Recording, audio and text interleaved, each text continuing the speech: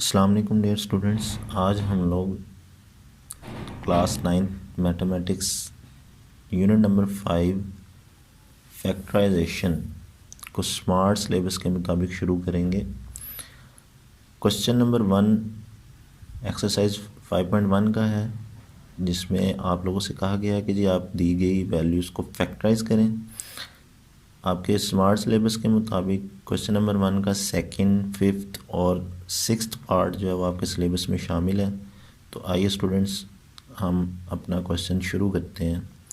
तो सबसे पहले जो हमारे पास क्वेश्चन दिया गया है, तो आप लोगों ने इसको फैक्टराइज करना है। बेटा फैक्टराइज इस तरह के क्वेश्चन में जो फैक्टराइजेशन का प्रोसीजर है वो कुछ इस तरह से होगा कि आपने इसमें देखना ये है, सबसे पहले जो हमारे पास न्यूमेरिकल वैल्यूज़ होंगी उनमें देखना है कि ये किसी एक टेबल में आती हैं, क्या तीनों वैल्यूज़ एक टेबल में आती हैं। तो सबसे पहले तो इसमें ये देखें ना कि कोई ये 9 है, 12 है और ये 18 है, तो इनका जो कॉमन टेबल बन रहा है वो 3 बन रहा है। इट मीन्स कि ये 3 के टेबल में कॉमन है सारी वैल्यूज़। तो सबसे पहले हम लोग 3 को बाहर लिख लेंगे एज अ कॉमन, ठीक है। उसके बाद आप लोगों ने ये देखना है कि इसमें जैसे x है, क्या x वेरिएबल तीनों वैल्यूज़ में अवेलेबल है, नहीं है, तो आप लोग इसको इग्नोर कर देंगे। उसके बाद आप लोगों ने y देखना है, क्या ये तीनों वैल्यूज़ में अवेलेबल है। जी बिल्कुल अवेलेबल है, यहाँ पर y है, इधर भी y है और इधर y स्क्वायर है। अब आपने यहाँ पर y कॉमन लेना है, क्योंकि अगर आप लोग y कॉमन लेंगे तो वो तीनों में अवेलेबल है। लेकिन अगर आप वाई स्क्वायर कॉमन लेना चाहेंगे तो बेटा आप लोगों को यहाँ से तो वाई स्क्वायर अब मिल जाएगा, लेकिन यहाँ तो वाई स्क्वायर अवेलेबल ही नहीं है, वो कैसे कॉमन ले पाएंगे। तो आपने वाई की जो मिनिमम पावर है वो कॉमन लेनी है। तो मिनिमम पावर 1 है, तो वाई कॉमन आ जाएगा। उसके बाद आप लोगों के पास यहाँ पर बाकी रह जाने वाली वैल्यू जो है वो क्या होगी। आपने 3 कॉमन लिया तो 3 3 और 9 होता है, तो यहाँ पर ब्रैकेट के अंदर 3 रह जाएगा। x आपने कॉमन नहीं लिया, x इधर लिखा रहेगा। फिर उसके बाद ये माइनस साइन है। 3 का टेबल कहाँ तक काउंट करेंगे 12 बने, वो है जी 4। x के आपने कॉमन x की फॉर्म में कुछ भी कॉमन ले लिया तो x के एज इट इज़ आ जाएगा। y आप कॉमन ले चुके हैं तो y यहाँ पर नहीं लिखा जाएगा। उसके बाद 3 के किस टेबल पे 18 आता है, तो 3 6 आर 18, 6 यहाँ पर 18 ऊपर आ जाएगा। उसके बाद आप लोगों ने y जो है वो बाहर कॉमन लिया हुआ है, तो चूँकि एक y बाहर कॉमन चला गया तो एक y यहाँ पर रिमेनिंग वैल्यू के तौर पर आ जाएगा। तो ये हमारा सेकंड पार्ट का आंसर है। उसके बाद हम लोगों के पास फिफ्थ पार्ट है। तो बेटा देखें, आप लोगों के पास ये 2 टर्म्स हैं, एक ये टर्म है, एक ये टर्म है। सबसे पहले आप लोग देखें, आपको यहाँ पर x माइनस 3y और x माइनस 3y इन दोनों में कॉमन नज़र आ रहा होगा, ठीक है। उससे पहले आप लोग देखें क्या इसके अलावा भी आपको कुछ कॉमन मिल रहा है। तो देखें बेटा, ये चूँकि एक टर्म ये है, एक टर्म ये है पूरी, तो यहाँ पर हमने न्यूमेरिकल वैल्यूज़ में पहले चेक करना है कोई सेम कॉमन टेबल में है ये दोनों वैल्यूज़।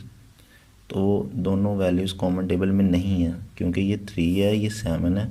7 3 के टेबल में नहीं आता और ना ही 3 7 के टेबल में आता है, तो यहाँ से तो कुछ भी कॉमन नहीं लिया जा सकता। उसके बाद आपके पास यहाँ पर एक्स क्यूब अवेलेबल है और यहाँ पर एक्स स्क्वायर अवेलेबल है। इट मीन्स आपके पास एक्स स्क्वायर को कॉमन लेने की गुंजाइश मौजूद है, आप लोग एक्स स्क्वायर कॉमन ले लोगे। उसके बाद वाई इधर है, इधर वाई स्क्वायर है। तो मैंने आपको पहले भी बताया ऊपर वाले पार्ट में कि आप लोगों ने मिनिमम पावर जो है वो कॉमन लेनी है। आप लोग y कॉमन ले लेंगे, उसके अलावा x माइनस 3y दोनों में अवेलेबल है तो वो भी बेटा कॉमन ले लेंगे आप लोग, x माइनस 3y। बाकी रह जाने वाली वैल्यू ब्रैकेट में आ जाएगी। जैसा कि यहाँ पर 3 जो कॉमन नहीं लिया वो as it is, x square common चला गया, इसमें x रिमेनिंग वैल्यू है वो यहाँ पर इसके साथ लिखा जाएगा। y कॉमन चला गया, ये माइनस, उसके बाद यहाँ से 7 आएगा। एक्स स्क्वायर ऑलरेडी आप लोग कॉमन दे चुके हैं, वाई स्क्वायर है, एक y कॉमन जा चुका है, तो यहाँ पर एक y रिमेनिंग वैल्यू है। और x माइनस 3y भी आप लोग कॉमन दे चुके हैं, तो इसको ब्रैकेट को क्लोज कर देंगे। सिक्स्थ पार्ट में भी सेम प्रोसीजर कॉपी करेंगे जो ऊपर वाले पार्ट में किया है। यहाँ पर आप लोगों ने सबसे पहले तो देखें ये दोनों वैल्यू सेम टेबल में है, ये 2 के टेबल में, ये भी 2 के टेबल में, तो 2 कॉमन लें सबसे पहले। x दोनों में अवेलेबल है तो वो भी कॉमन ले लेंगे। उसके अलावा y, इधर y3 है, इधर y² है, तो आप y² कॉमन ले लो। यहाँ पर हमारे पास x² + 5, x² + 5 दोनों तरफ है, तो ये भी कॉमन आ जाएगा। अब बाकी वैल्यू जो रह जाएगी उसको ब्रैकेट में लिखेंगे। 2 बाहर कॉमन आ गया हुआ है, x भी, y² बाहर कॉमन, तो एक y यहाँ पर रिमेनिंग वैल्यू के तौर पर रह गया, ये भी कॉमन आ गया।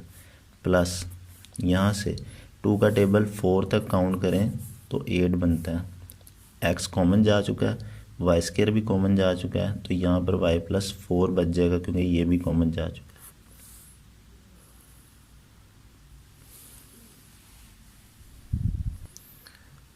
क्वेश्चन नंबर 1 के बाद क्वेश्चन नंबर 3 आपके स्मार्ट सिलेबस में शामिल है, और यहाँ पर इसका सेकंड पार्ट और फोर्थ पार्ट आपके सिलेबस में शामिल है। तो सबसे पहले सेकंड पार्ट अटैम्प्ट करते हैं, जिसमें आपको वैल्यू कुछ इस तरह से दी गई है, a² / b² - 2 + b² / a²। बेटा हम लोगों ने इस क्वेश्चन को सॉल्व करने के लिए एक फार्मूला इस्तेमाल करना है जो आप लोगों ने क्लास 6, 7 में, 8 में पढ़ा हुआ है। वो फार्मूला कुछ इस तरह से है, a + b² = a² + 2ab + b²। और बेटा इसको एक और शक्ल में भी लिखा जा सकता है, a² + b² + 2ab, लेकिन यहाँ पर हम लोग इसको इस फॉर्म में इस्तेमाल करेंगे। तो देखें बेटा हम लोगों ने इसको कैसे यूज़ करना है इस फार्मूले को इस क्वेश्चन में।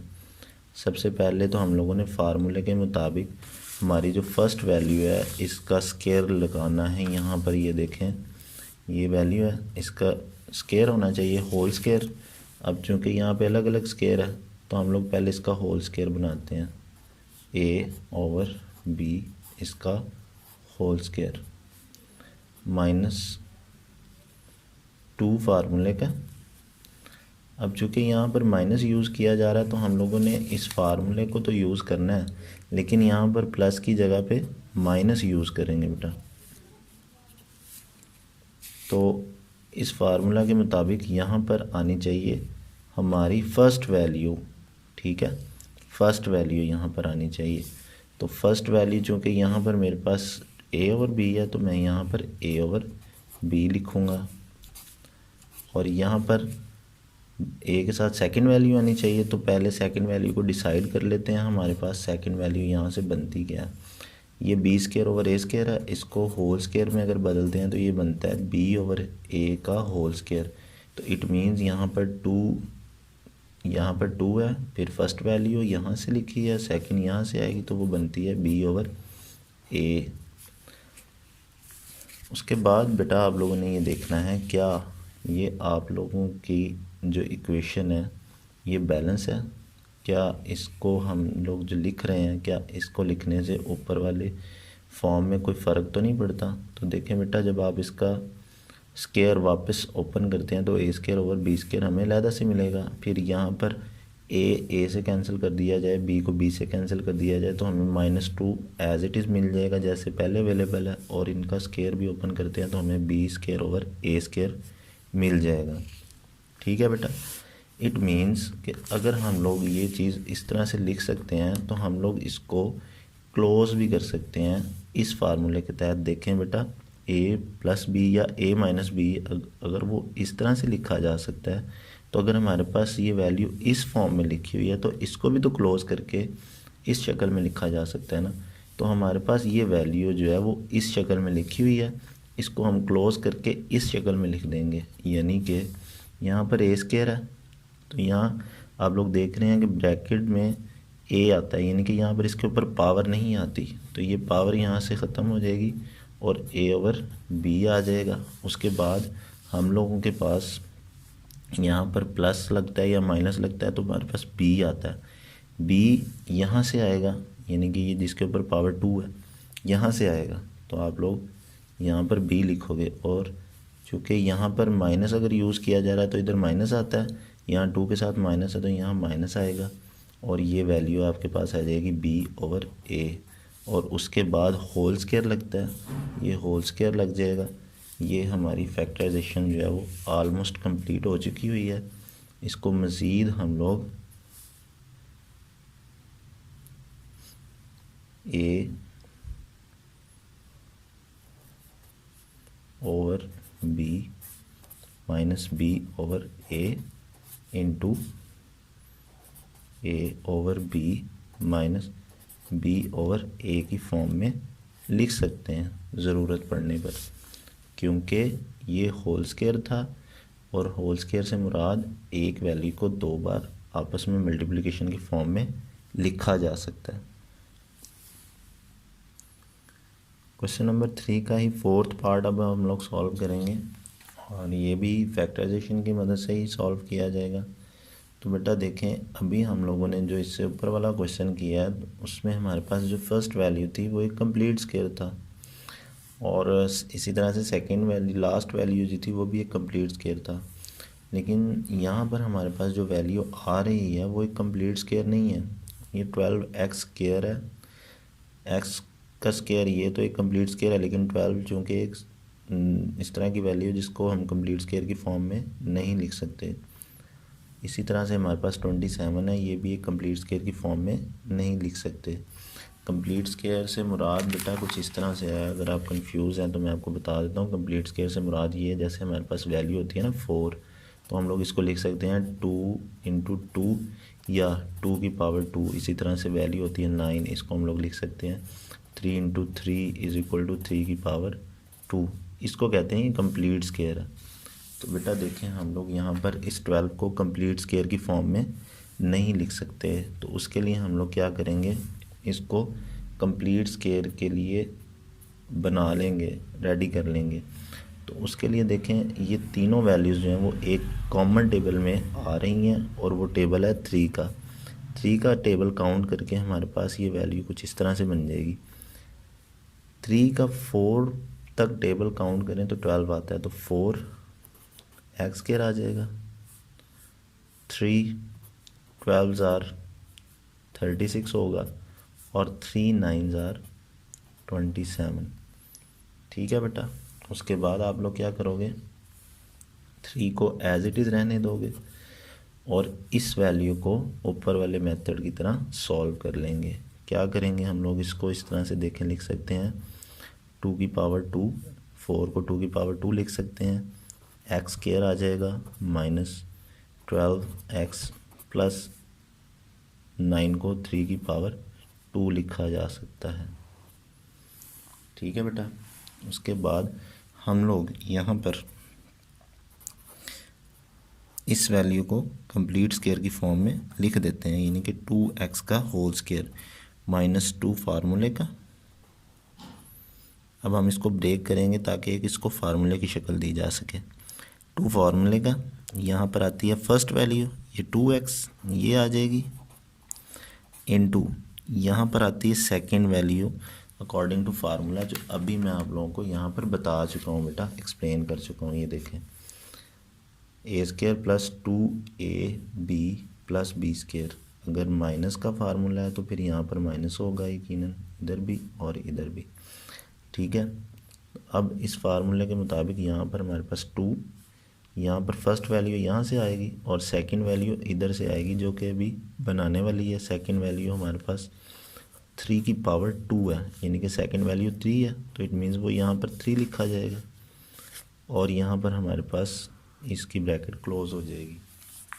उसके बाद देखना ये है कि हम लोगों ने इसको ब्रेक तो कर लिया है, क्या ये इसके इक्वल है वापस। तो उसके लिए देखें ज़रा, 2 की पावर 2 अगेन 4 बनता है, तो वो इसके इक्वल है, और 2x की पावर 2 एक्स स्क्वायर बनता है, ये एज इट इज़। इन तीनों को मल्टीप्लाई करवा कर देखें, आपको 12x मिलेगा, वो ऊपर वाले की तरह है। और 3 की पावर 2 9 बनता है। ये भी सॉल्व करके देखा जाए तो ये ऊपर वाले की तरह है, मीन्स पर इस पर कोई फ़र्क नहीं पड़ा। 3 एज इट इज़, और इसको फार्मूले की शक्ल में क्लोज कर लेंगे जैसे हम लोगों ने ऊपर वाले क्वेश्चन में सॉल्व किया। यानी कि हम लोग इसको इस तरह से करेंगे 2x यानी कि फर्स्ट वैल्यू, यहाँ पर साइन 2 के साथ लिखा हुआ जो साइन होगा वो लिखा जाएगा, ये माइनस है, और यहाँ पे सेकंड वैल्यू यानी कि 3, इसकी होल पावर 2 आ जाएगी। ठीक है बेटा, ये था आपका आंसर। इसी के साथ आज का लेक्चर क्लोज़ करते हैं और मिलते हैं नेक्स्ट लेक्चर में इससे आगे वाले क्वेश्चंस के साथ। तब तक के लिए इजाज़त दीजिए। अल्लाह हाफिज़।